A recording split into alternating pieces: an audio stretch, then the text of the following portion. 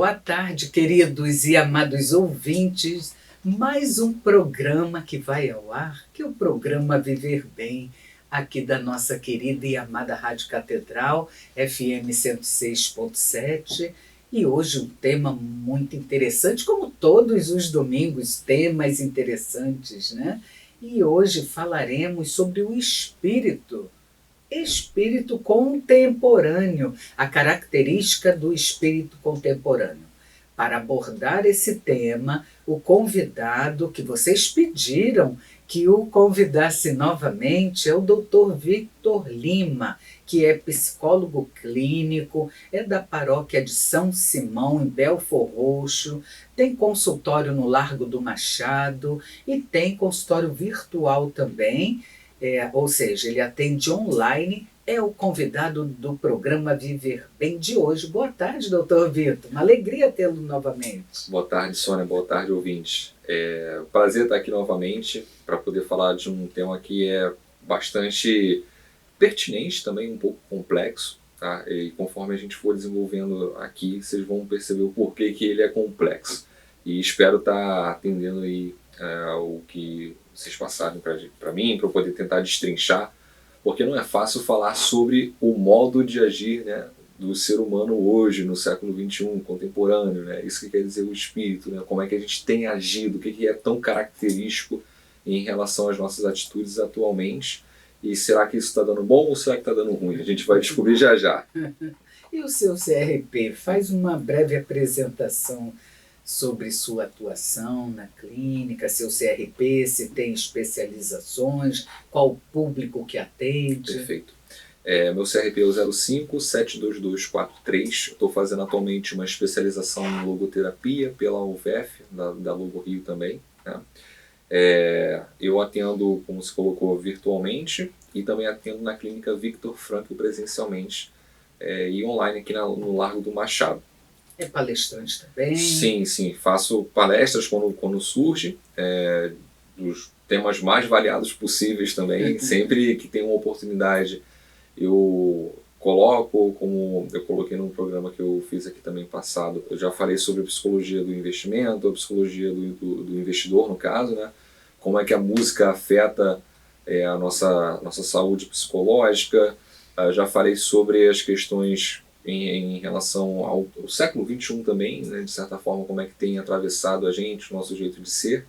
E sempre que dão oportunidades para mim, eu estou abraçando e estou tentando fazer, porque eu acho que quanto mais a gente tem oportunidade de conhecer a nós mesmos, Sônia, mais a gente está calçado de estar enfrentando determinados problemas que talvez iriam atravessar a gente de tal forma que deixariam a gente num estado ali de sofrimento. Então eu sempre tento trazer isso, né, como uma espécie de recurso para as pessoas terem ali uma oportunidade de conhecerem a si mesmas. É um passo muito importante esse. Muito interessante, gente. Vitor, ele fala quando surge a oportunidade. Então, na verdade, assim, ele aceita convites Sim. para ir a universidades, a escolas. Já participei assistindo aqui, principalmente aqui na Arquidiocese do Rio. Ele foi um dos nossos palestrantes desse ano 2023 e recomendo, viu, gente? É realmente muito boa as palestras dele. Dr. Victor Lima, o tema de hoje é a característica do espírito contemporâneo. Sim. Antes de fazer a primeira pergunta, eu quero pedir a você, ouvinte que nos assiste aí pelo YouTube, internauta, seguidor, que nos sigam também no nosso Instagram, PGM Viver Bem, e também que possa contribuir com temas, com assuntos de seu interesse, pelo nosso e-mail viverbem@radiocatedral.com.br.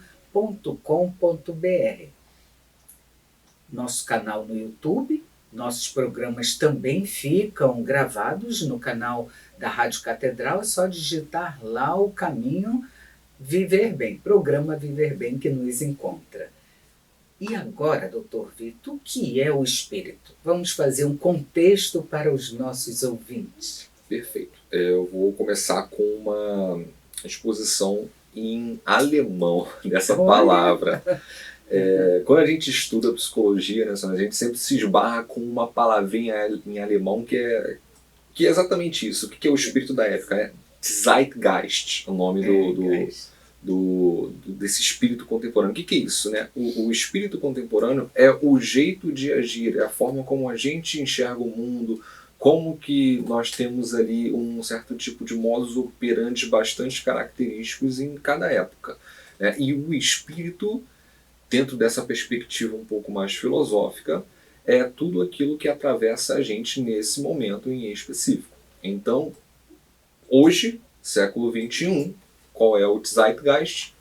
Tecnologia, velocidade, dinamismo, coisas que se esfacelam muito rápido. Então isso está muito característico atualmente. Se a gente volta um século atrás, já não é mais a mesma coisa. Então eu falo que o Zeitgeist está muito mais relacionado a essa questão, ao nosso jeito de agir. E uma coisa que está também muito atrelada ao Zeitgeist de hoje, do século XXI, né, o espírito da época, é a falta de identidade.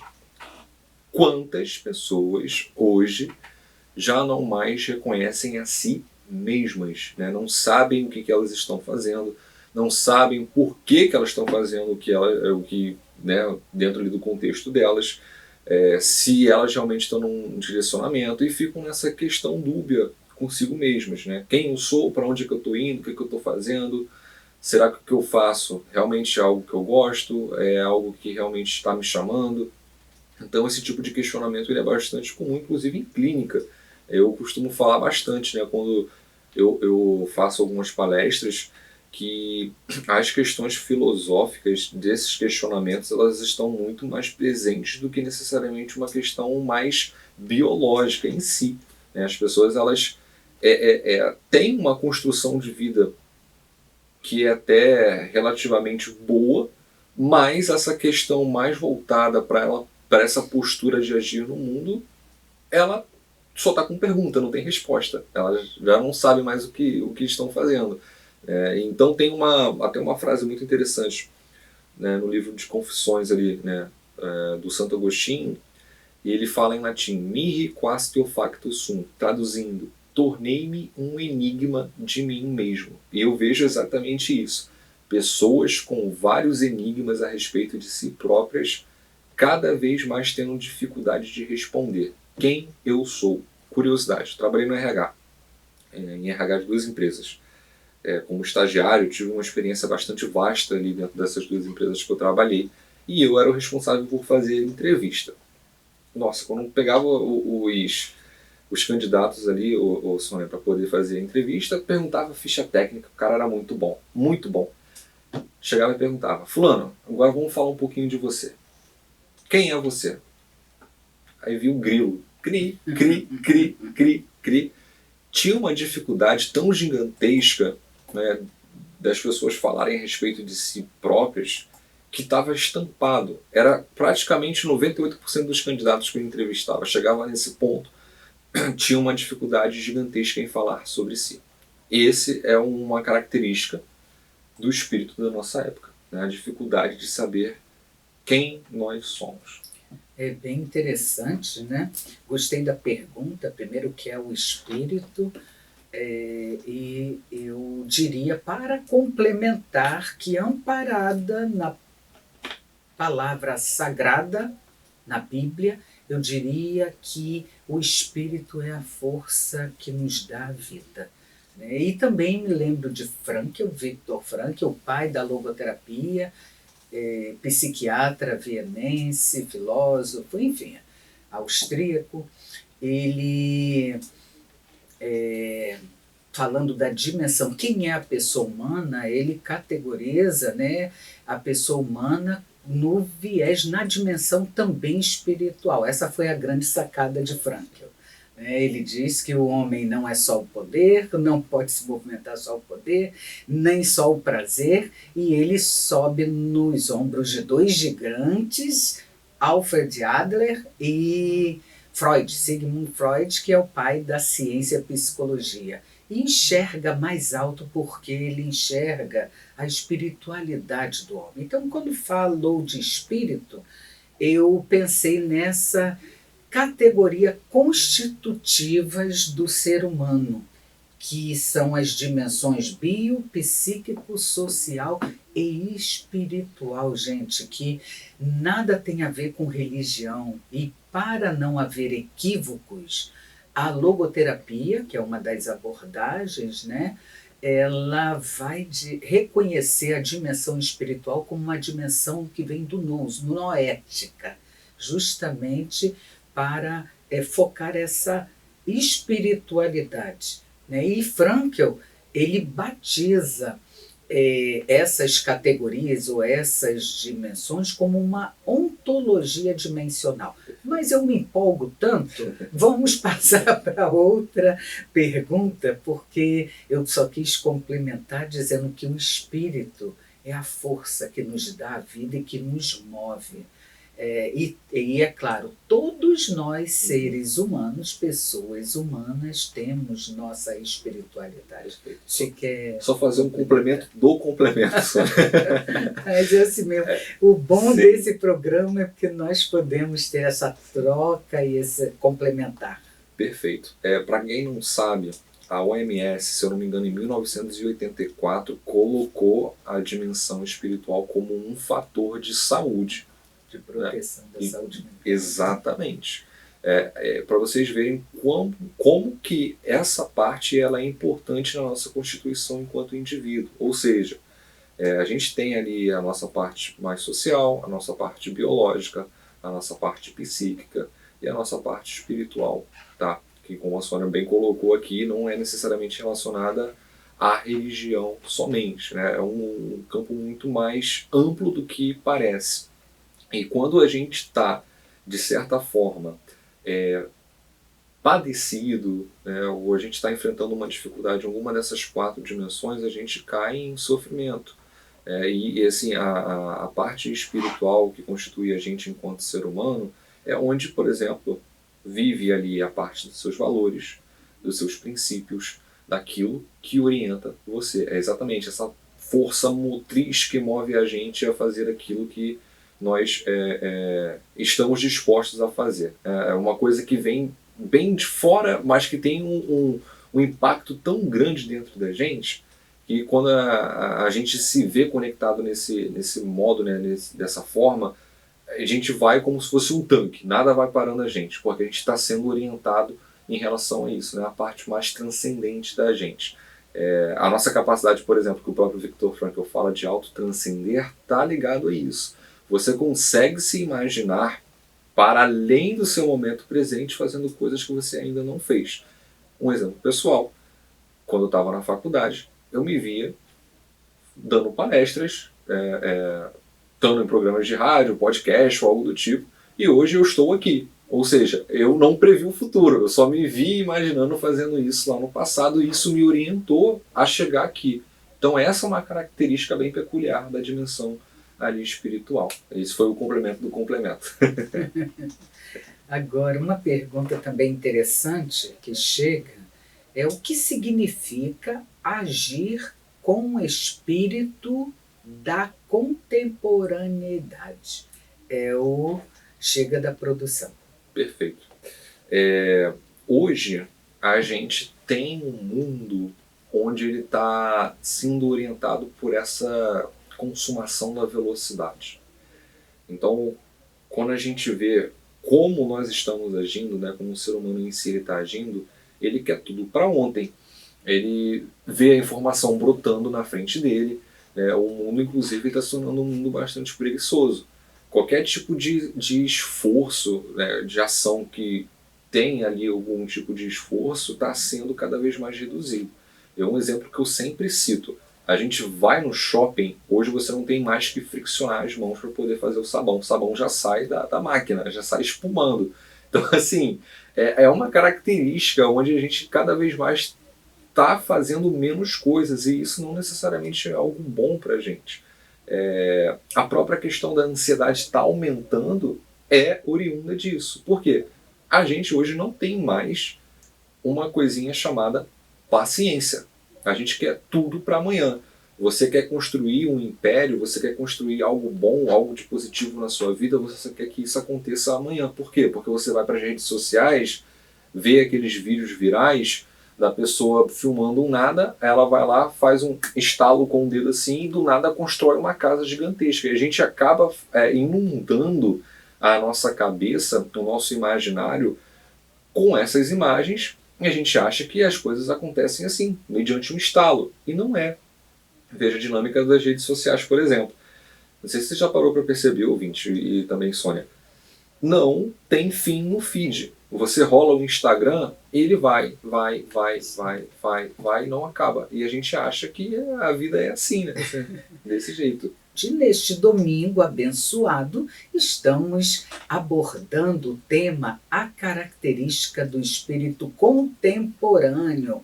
Várias perguntas chegando aqui ao psicólogo clínico Dr. Victor Lima, que atende aqui pertinho, no Largo do Machado, tem consultório online. No final do programa, ele vai sim passar os contatos, porque eu já recebi aqui pedidos de alguns ouvintes me perguntando o Instagram dele e o telefone para marcar consultas. Mas vamos voltar ao tema.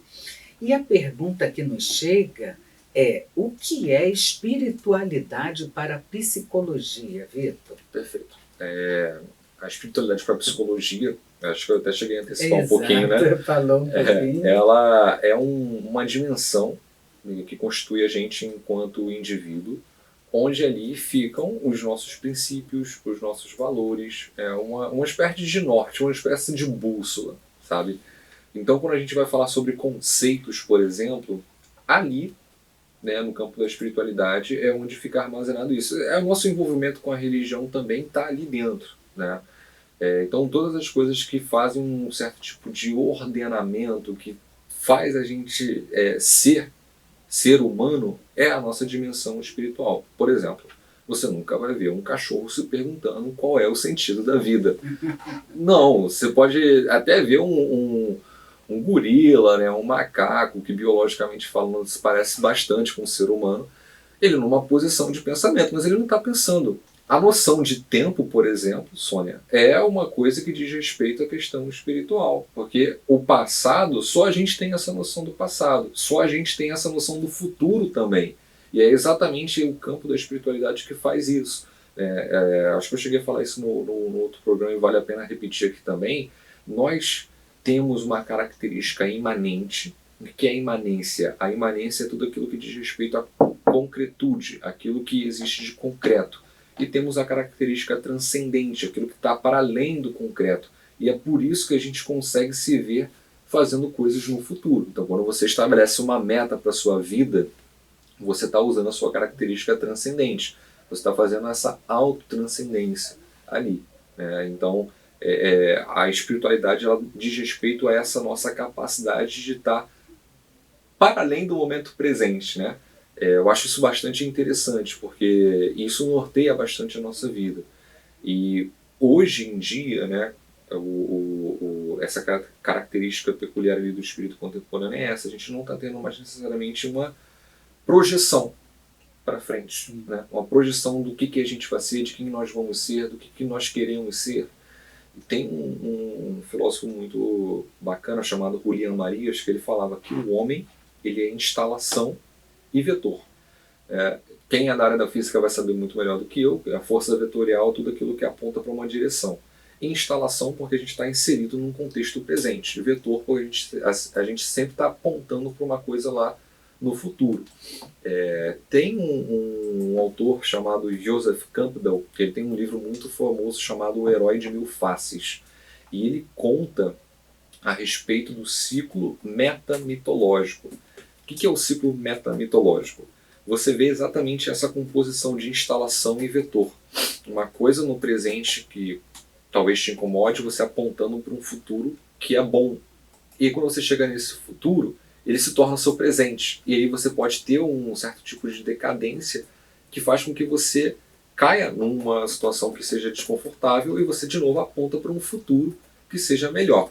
Se você pega esse desenho entre subida, descida, e alarga ele no tempo, você vai ver o eletrocardiograma. Né? O eletrocardiograma nada mais é do que isso. E veja bem, se a gente não for pontuado e viver esse dinamismo na nossa vida, quando o eletrocardiograma para, a gente morre. Quando a gente não sofre esse dinamismo na nossa vida, a gente também morre por dentro. Então essa é uma característica bastante peculiar do ser humano. O dinamismo. Hoje a gente está vivendo ali talvez uma busca de excesso de dinâmica que faz a gente ficar muito parado. Então a gente vê muito dinamismo na tela do celular, mas no cotidiano a gente está parado. E isso causa muito sofrimento psíquico, biológico também, físico, né? Uma característica bastante peculiar dos dias de hoje. Olha que pergunta interessante que chegou até aqui chegou na produção e eles me passaram pelo WhatsApp. De que forma a tecnologia e a era digital influenciam as características do espírito contemporâneo? De que forma? Bom, as redes sociais, elas influenciam exatamente nesse sentido de a gente achar que tudo acontece de maneira muito rápida. Que eu fiz um negócio hoje, eu já vou ter o resultado amanhã. Bem, não é. E tem a bomba da comparação, né? A gente sempre vê ali o Instagram, o LinkedIn, que eu trabalhei muito também usando o LinkedIn, pessoas falando do contexto ali do dia a dia nas empresas, que tudo é muito mil maravilhas, tudo é muito bom, que está todo mundo muito, muito bem, que não existe sofrimento. E essa não é a regra da vida, a regra é o contrário. O Viktor Frankl fala isso, a vida é sofrimento. Então a rede social ela maqueia muito a realidade. Você acredita que existe um certo tipo de vida que ela é completamente fantasiosa. E quando você acha que somente aquele tipo de vida existe, e quando você está vivendo ali a sua, e você se depara com uma frustração, você acha que você está vivendo errado. E aí você acaba entrando em uma crise existencial, por exemplo. Né? Então o Instagram, as redes sociais em si, elas maqueiam muito essa questão do sofrimento. As pessoas geralmente só querem mostrar aquilo que elas querem mostrar, mas não querem mostrar o lado que é a parte difícil da coisa. Né? Então a gente acaba reforçando ou fazendo um tipo de adestramento comportamental onde não existe sofrimento, né? Não existe frustração. E o menor sinal de frustração que a gente enfrenta na nossa vida faz com que a gente se desmorone. Inclusive aquele conto lá da Bela Adormecida é muito isso, né? É uma espécie de superproteção onde o mundo não existe perigo, não existe sofrimento, não existe qualquer tipo de empecilho, vamos assim dizer, que tente fazer uma barreira com aquilo que a gente esteja fazendo. E o primeiro contato da Bela com o mundo externo faz ela entrar em um estado de inconsciência, porque ela não conseguiu lidar com o mundo exterior. As redes sociais fazem isso. Elas fantasiam o mundo exterior. E o menor sinal de contato que a gente tem com o mundo exterior faz a gente ficar ali sofrendo por conta dessa falta ali de referencial concreto. E mais uma pergunta aqui chegando, várias perguntas, gente. Eu continuo convidando a todos vocês a nos enviarem suas dúvidas, sugestões de temas para o nosso e-mail, pelo nosso e-mail viverbem@radiocatedral.com.br. Estamos hoje falando sobre a característica do espírito contemporâneo e abordando esse tema o psicólogo Victor Lima, que é um estudioso da filosofia, da psicologia e de tantas outras ciências. E estamos falando desse movimento, de como a psicologia está enxergando todo esse movimento hoje, né? E uma pergunta de um ouvinte chamado Sena, é um ouvinte assíduo aqui do nosso programa. Muito obrigada, Sena de Botafogo. Ele participa da paróquia Cristo Redentor e da Basílica Imaculada Conceição. Muito obrigado, Sena. Eu sei que você está nos ouvindo agora. E a pergunta que ele faz é: pede ao psicólogo fazer a distinção entre o que é alma e o que é espírito. Boa. É interessante. Interessante. Bom, eu faço uma conjectura da seguinte forma. Eu falo que a alma é aquilo que une o corpo ao espírito. Está relacionado às partes das emoções, do nosso comportamento. E o espírito já é algo que é muito mais elevado. Ele não tem necessariamente um contato material. A alma a gente consegue, em algum ponto ou outro, identificar as manifestações dela ali no indivíduo. O espírito não necessariamente. Por exemplo, a gente não consegue, por exemplo, tocar a ética. A gente não consegue tocar a justiça. A gente não consegue tocar a beleza. Tudo isso são características provenientes de uma qualidade que é meramente espiritual. Mas aquilo norteia a gente. A gente sabe quando uma pessoa está exercendo a justiça, por exemplo. A gente sabe quando uma pessoa está sendo bondosa. A gente sabe quando uma pessoa está sendo honrosa. E veja que isso é exatamente a união entre a alma, que é um comportamento ali, que foi conseguido e foi captado, pela alma através da parte espiritual também. Então isso, quando a gente consegue ter essa junção, essa imiscuição, a pessoa ela consegue exercer esses conceitos, essa parte mais espiritual. Eu costumo falar muito isso, que toda essa parte mais espiritual em si, ela tem esse aspecto mais transcendente que norteia a gente. Nós psicólogos temos o nosso código de ética, que ali estrutura a gente, que tem ali uma série de orientações, mas a gente não consegue tocar na ética em si, como eu falei agora há pouco. Então está muito relacionado a esse aspecto, uma ponte que faz a gente ter um acesso a questões muito mais elevadas. Isso poderia colocar da melhor forma desse jeito, mas dá para destrinchar muito mais, mas é muito complicado.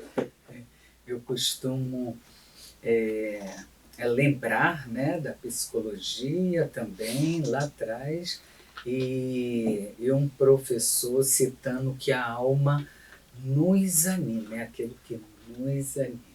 Exato. E o espírito produz em mim um movimento. Nós somos seres espirituais, todos nós. Deixe-me ver mais perguntas que nos chegam aqui pelo WhatsApp. Inclusive, Sônia, essa foi uma coisa que eu lembrei. O Pitágoras, filósofo. Sim. Quem nunca ouviu falar do Teorema de Pitágoras na escola, Tinha pavor disso.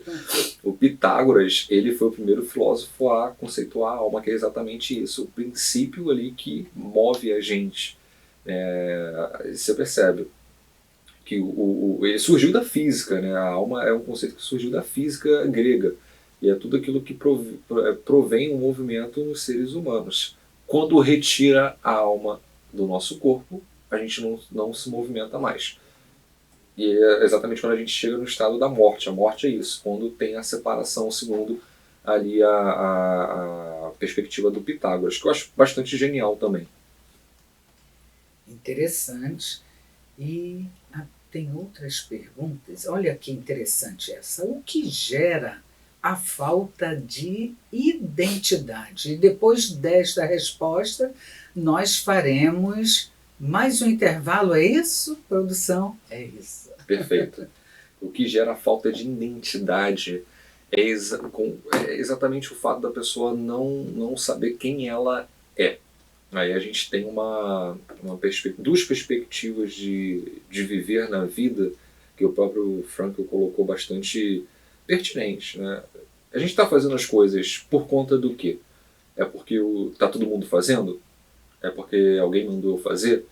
Então, às vezes, a gente entra em situações onde a gente está dentro de alguma dessas duas características. E a primeira, está todo mundo fazendo, eu também vou fazer, é o conformismo. Eu fico meio que conformado pelo fato de estar todo mundo fazendo, eu vou lá e faço junto.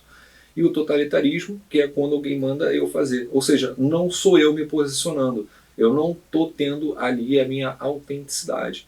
É uma pergunta que vale a pena você refletir agora, nesse intervalo, o quanto daquilo que tem na sua vida hoje, ou daquilo que você é fruto das suas próprias ações, ou é fruto da ação dos outros em você, né? Pensa nisso aí e já é um bom norte para você tentar se posicionar agora. Programa Viver Bem, Psicologia e Espiritualidade, que está juntinho de vocês em todos os domingos, a partir das 14 horas e até às 15 horas.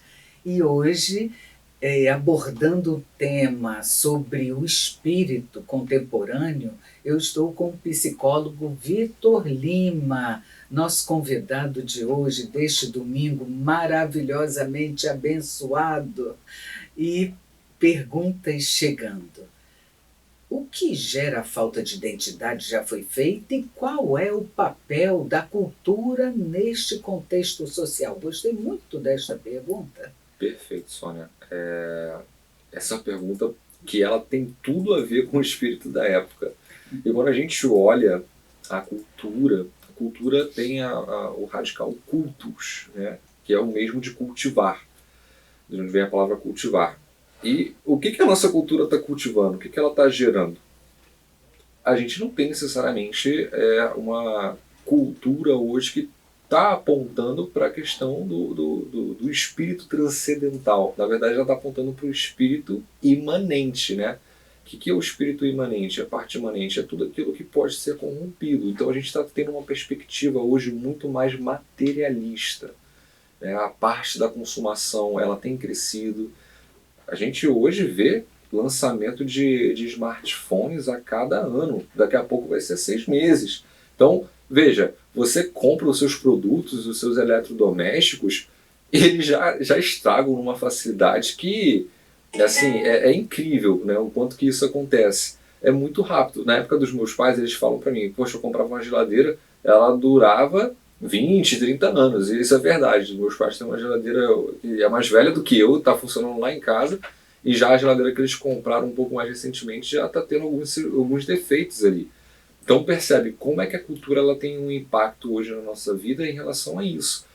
Tudo parece que está sendo apontado para essa questão volátil, é tudo muito rápido, as coisas são feitas para não se sustentarem, as coisas são feitas para elas durarem pouco, né? Não tem esse efeito de durabilidade. Então a gente acaba colocando, internalizando isso na gente, e as próprias relações que a gente acaba construindo são pautadas dessa forma. Eu estou tendo aqui um relacionamento com você, tendo em mente que eu vou romper algum tempo, né? A gente não aponta para coisas que são duráveis, fazendo uma correlação simbólica. É como se a gente estivesse sempre olhando o mundo de uma maneira sublunar, porque a Lua tem as suas várias fases, né? Ela muda. A gente não está tendo mais uma orientação solar. O Sol não se apaga. Ele está ali durando o tempo todo. Então, a cultura está vivendo muito nessa perspectiva de que construiu, acabou. Não de que construiu e durou. Então, isso é bastante prejudicial, né? A gente não tem ali um posicionamento, não tem uma devoção para as coisas, para com o outro, numa perspectiva que aquilo ali faça se durar. Não, a gente vai praticamente enxergando um prazo de validade, o que é muito ruim, que você acaba perdendo um gás, uma motivação de construir alguma coisa. Tem uma pergunta aqui da ouvinte Sandra Valéria, ela é de Bangu, também participa aqui muitas vezes dos temas dos nossos programas, e ela faz uma pergunta até interessante, fala de espírito, mas de fraternidade. Ela pergunta, o que é então o espírito da fraternidade ou de fraternidade? O espírito de fraternidade. Sim, perfeito. A fraternidade é um processo de companheirismo, de comunhão ali de valores. E para você ser fraterno, uma fraternidade, você tem que estar partilhando disso. Quando isso não é possível, logo, não é possível existir uma fraternidade. E é uma escala, tá? Você começa ali com uma amizade. E dessa amizade pode surgir um grupo.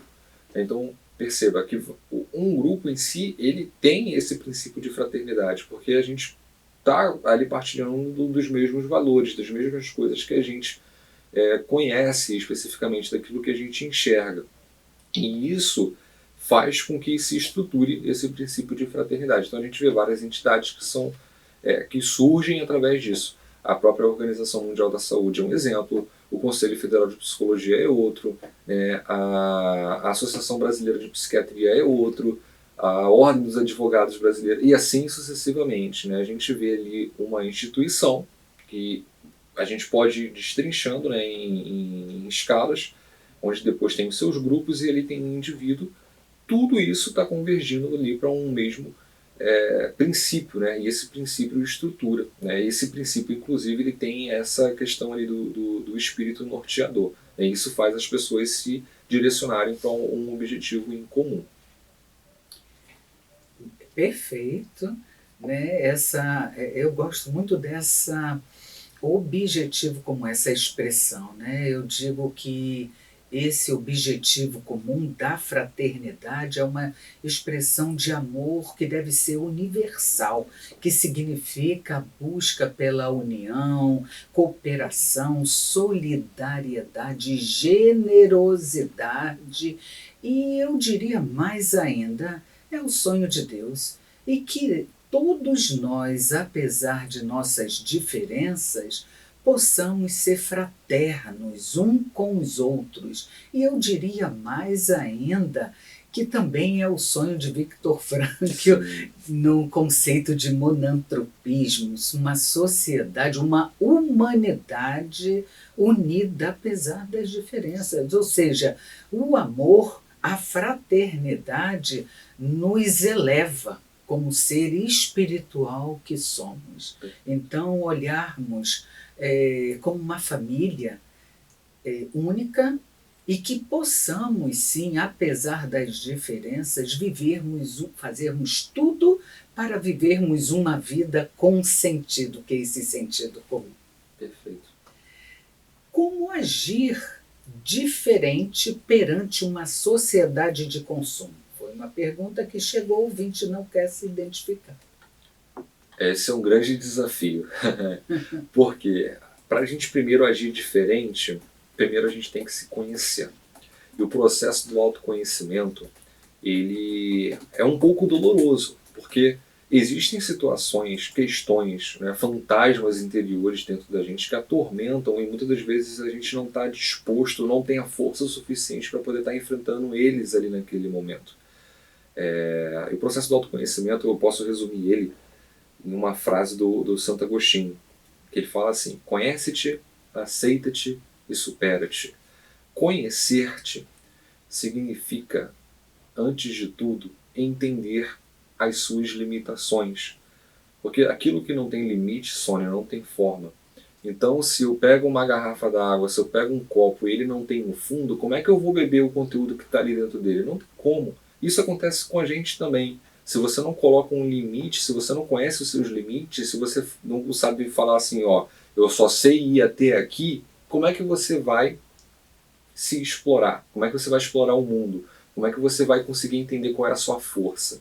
Né? E o aceita-te está exatamente nisso. Quando você consegue identificar ali os seus limites, olha, eu só consigo ir até aqui, daqui para lá eu infelizmente não consigo, perfeito. Você entendeu como é que você vai funcionar, como é que você vai agir, né? Como é que vai ser a sua ação diante de si, diante dos outros e diante do mundo. E aí vem a terceira etapa, o supera-te. A gente só consegue se superar se a gente entende como é que a gente age. Se a gente não entende como é que a gente age, a gente não vai conseguir nos superar, né? Superar a nós mesmos. E nessa falta de autoconhecimento, a gente já quer pular a etapa, a gente só está querendo se superar. Então, um exemplo bastante ordinário e trivial que acontece, e eu vejo isso bastante, pessoas, por exemplo, nunca foram numa academia e já entram lá querendo pegar 200 quilos no supino. Gente, você vai conseguir um baita do machucado, né, nos seus músculos, porque você não sabe ali qual é o seu limite. Um ditado popular bastante interessante em relação a isso é: de grão em grão a galinha enche o papo. Né? A gente tem que ir aos poucos, não adianta dar um passo maior do que a perna, inverter a ordem dos fatores, que isso sempre vai ser prejudicial. Então ter um discernimento é de suma importância. Tá? Tem o mito do Hércules, que é um mito grego, que é muito legal. o Hércules, antes de ele ascender, né, antes de ele ir para o Olimpo, que é um lugar bastante interessante lá na mitologia grega, o primeiro serviço dele foi limpando um estábulo. Né? Limpar um estábulo é fedido. E a gente precisa fazer exatamente isso com a gente. O que a gente está precisando acessar dentro da gente, que é um lugar sujo, que a gente tem medo de acessar, mas que isso vai ser libertador para que a gente consiga subir, consiga se superar. Esse é um ponto importante. A gente mantém essa ser diferente no mundo atual é exatamente isso. Sabendo a sua individualidade, sabendo que você é único, sabendo que você tem as suas limitações, sabendo que você tem ali as suas projeções únicas. Ter essa identidade é o primeiro passo para você ser diferente no dia atual, no dia a dia atual. Tem uma outra pergunta da ouvinte Maria Emília, não identificou o bairro, e também bem interessante. Movemos uma sociedade ou é a sociedade quem nos move? É curioso essa pergunta. É uma mão de via dupla. Afinal, somos sociedade. Exatamente. Né? Antes de uma sociedade existir, primeiro precisa existir um indivíduo. Né? Não tem como as duas coisas existirem não tendo as suas correlações. Então, sim, a gente move a sociedade e existe um momento onde a sociedade move a gente também. Só que existe um coringa aí nesse ponto. Quando você deixa somente a sociedade te mover, você não está tendo o quê? Autonomia. Você não está sendo autêntico. Para uma sociedade existir, a gente volta ali no ponto que a gente estava falando antes. Precisa existir uma comunhão de valores em comum para que forme em si ali uma sociedade. Existe um momento onde, infelizmente, isso acaba por se desordenar. Né? E quando se desordena, o princípio talvez que estruturava tal sociedade de antes acaba que não existe mais, e aí a sociedade acaba virando uma sociedade amorfa. Quando ela se torna uma sociedade amorfa, a gente pode correr o perigo de poder perder a nossa própria identidade. E esse é um ponto. Né? Eu deixo até uma sugestão aqui de livro, de leitura, a Apologia de Sócrates, que ele tenta resolver esse questionamento. Ele ali está sendo colocado numa situação onde ele está sendo julgado, e a pergunta por detrás do julgamento dele é: bom, ele é o Sócrates enquanto indivíduo, ou ele é o Sócrates ateniense enquanto sociedade? Não tem como a gente desvincular as duas coisas uma das outras. Né? Essa é um choque de opostos que move a gente. Eu sou o que eu sou por conta das ações que eu faço, e também sou o que sou por conta das ações externas geradas de outros, ou seja, da sociedade em mim também. Eu virei psicólogo porque em algum momento na minha vida eu me esbarrei com a questão da psicologia provinda de alguém de fora, né? Que não foi necessariamente eu, mas foi através das minhas ações que eu me tornei psicólogo. Que coisa doida, né? Tem um choque de opostos, então acontecem as duas coisas ao mesmo tempo. É interessante quando você fala de Sócrates, eu lembrei de Sartre, quando fala da liberdade humana, e ele falava, acredito que em outras palavras, mas o que me marcou foi: o homem nasce livre, mas vive acorrentado. Sim. E nós estudamos na psicologia muito o Sartre, né? Filósofo.